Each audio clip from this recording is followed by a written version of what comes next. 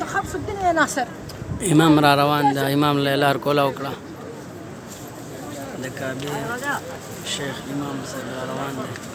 الصلاة على الأموات يرحمهم الله. يا حاج حج طريق امام.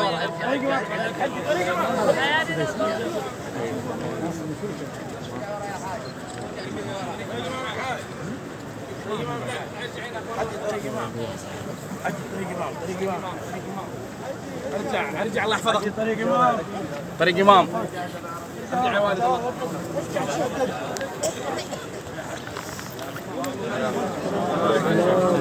السلام عليكم ورحمة الله وبركاته.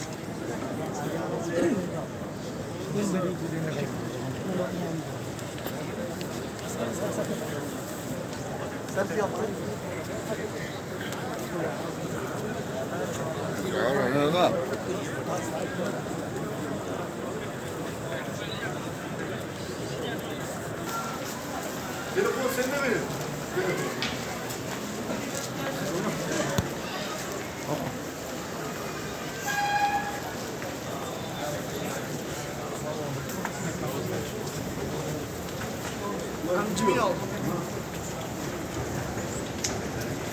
Gel buradan gel.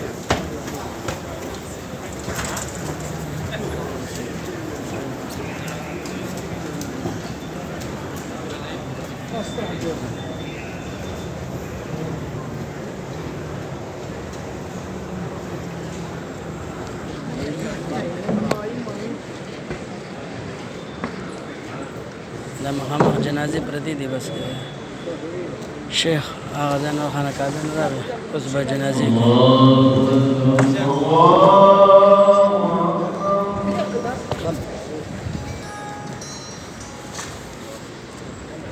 وإنا إليه راجعون.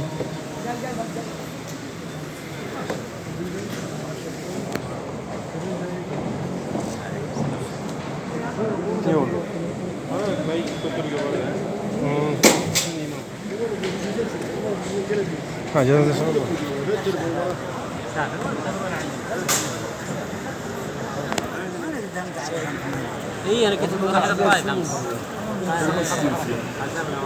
Abi ben senin dedim ya. Bir de ben sana ne yapayım? Al çıkmayın.